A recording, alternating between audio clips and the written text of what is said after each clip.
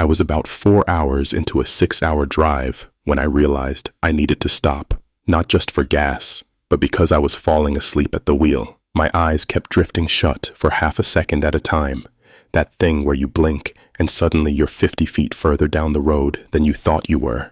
I turned up the music and rolled down the window, but the cold air only helped for a few minutes. I needed caffeine. The highway was empty. I hadn't seen another car in at least 20 minutes. When I saw the glow of a gas station sign up ahead, I felt relieved.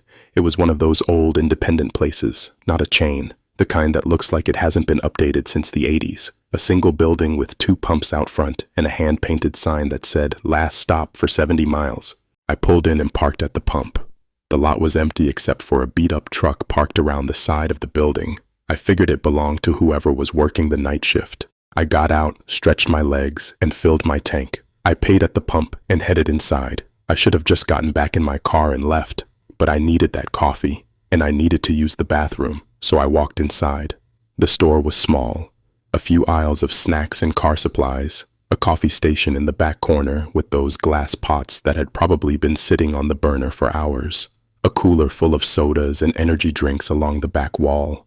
The lights were that harsh, fluorescent kind that made everything look slightly off. The attendant was behind the counter. He was maybe 50, with thinning gray hair and a face that looked like it hadn't slept in days. He had the TV on, some late-night infomercial with the sound turned low. He looked up when I walked in and something in his expression changed, just for a second, like he was surprised to see me or worried. "Evening," he said. "Hey, just grabbing a coffee." I walked to the back and poured myself a cup. It was burnt and bitter, but I didn't care. I just needed the caffeine to get me through the next 2 hours. I grabbed a candy bar too and brought everything to the counter. The attendant rang me up slowly. He kept glancing past me toward the windows, toward my car. "Driving alone?" he asked. "Yeah. Long trip?" "Few more hours." He nodded but didn't say anything else. He was staring at the window again. I turned to look, but there was nothing out there. Just my car at the pump, the empty highway beyond. "Something wrong?" I asked. He looked at me for a long moment. Then he slid a piece of paper across the counter, a napkin. He had written on it in pen, "You're being followed. Don't go back to your car." I stared at the napkin. Then I looked back up at him. His face was completely serious. "What are you talking about?" He held up a hand. "Keep your voice down. Look at the monitor." He pointed to a small security screen mounted on the wall behind the counter. It showed a black and white feed of the parking lot. My car was there, and someone was standing next to it. My stomach dropped. The figure was on the passenger side, just standing there facing the store. I couldn't make out any features.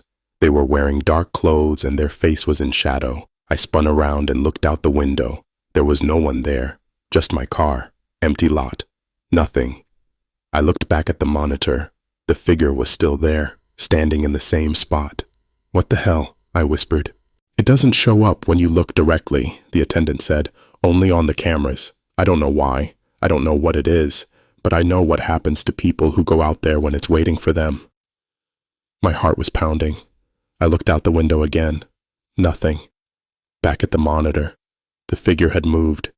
It was closer to the front of my car now, still facing the store. "This is insane," I said. "This has to be some kind of trick." I wish it was. He reached under the counter and pulled out a folder. Inside were printed news articles, missing persons reports, headlines about bodies found on the highway. 4 people in the last 8 months, he said. All of them stopped here late at night.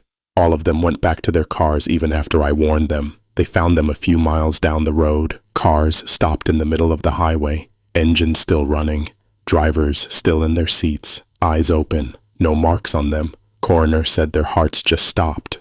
I felt dizzy. This couldn't be real. I looked at the articles, the photos of the victims, a young woman, a middle-aged man, a couple in their 30s. Real people, real deaths. Why haven't the police done anything? I asked. Done what? There's nothing to investigate. No signs of foul play. No witnesses. Just people dying on a lonely stretch of highway. Happens all the time. They chalk it up to fatigue or medical emergencies. I looked at the monitor again. The figure was even closer now, standing right in front of my car. How long does it stay? I asked. Until sunrise, usually. Sometimes longer, but if you stay inside, you're safe. It can't come in here. Why not? He shrugged. I don't know. I stopped asking questions like that months ago. I just know the rules. Stay inside when it's dark. Don't go out to the lot. Wait for daylight.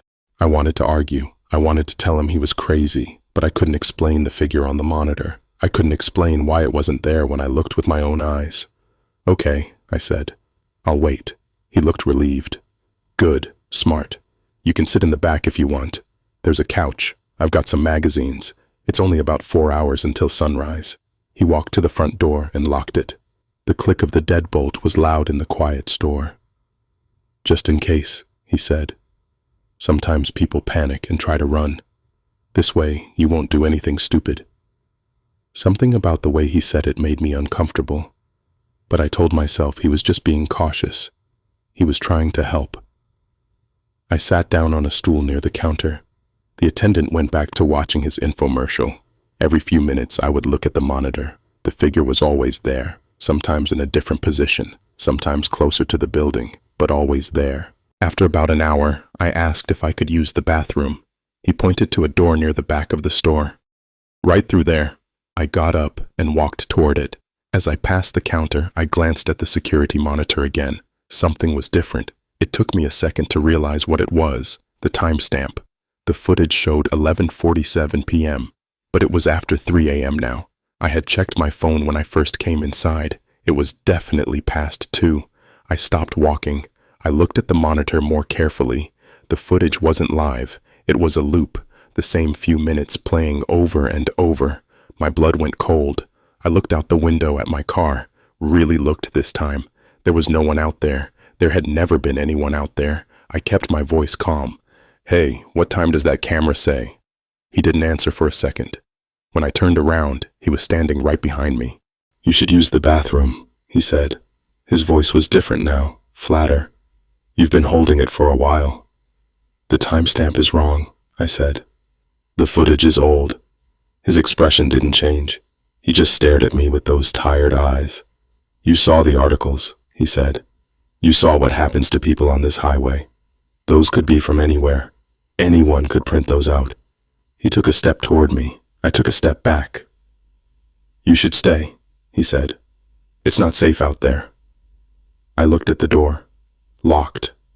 The deadbolt needed a key from this side. Where's the key? I asked.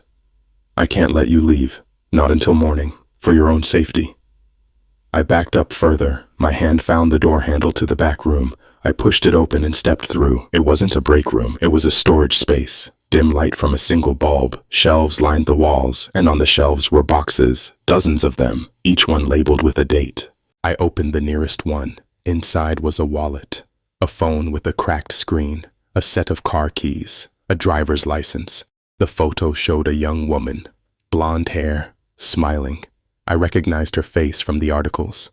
I opened another box. Different items, different license, the middle-aged man. He hadn't been warning those people. He had been taking them. I heard footsteps behind me. I turned around. He was standing in the doorway, blocking the exit. They always figure it out, he said, but by then it's too late. No cell signal out here. Nearest town is 40 miles. No one to hear you scream. He was holding something, a length of cord. I backed into the shelves. My hand closed around something heavy, a wrench, old and rusted but solid. You don't want to do this, he said. It'll be easier if you just cooperate. He stepped forward. I swung. The wrench connected with the side of his head. He staggered sideways and hit the wall. I didn't wait to see if he went down. I ran past him through the doorway into the main store.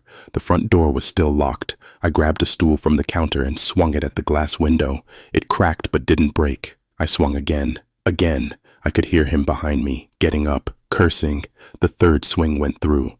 I knocked out the remaining glass with the stool and climbed through the window frame. Shards cut my arms and legs, but I didn't care. I dropped onto the pavement outside and ran for my car. My keys were still in my pocket. My phone was still in the cup holder where I left it. I got in and started the engine. In the rearview mirror, I saw him stumbling out through the broken window. I floored it. I drove for an hour without stopping. When I finally pulled over at a rest stop, my hands were shaking so badly I could barely hold my phone. I'm sitting in my car now, doors locked, engine running. I called 911. They're sending someone to the gas station. They told me to stay where I am and wait for an officer to come take my statement. I keep checking my mirrors. I keep expecting to see headlights behind me. The sun is coming up now. I can see the sky turning gray on the horizon. I should feel relieved, but I don't. Because when I climbed through that window, when I ran to my car and looked back at the store, I saw the security monitor through the broken glass. The figure was still on the screen, standing in the lot. But it wasn't by my car anymore. It was standing exactly where I had been standing when I broke the window. I don't know what he had playing on that monitor. I don't know if it was really a loop or something else entirely. I don't know if he made it all up to scare people into staying, or if there was some truth buried under the lies. All I know is that I'm never driving this highway again, and if you ever see a gas station sign that says, "Last stop for 70 miles, keep driving." Whatever's waiting there, you don't want to find out.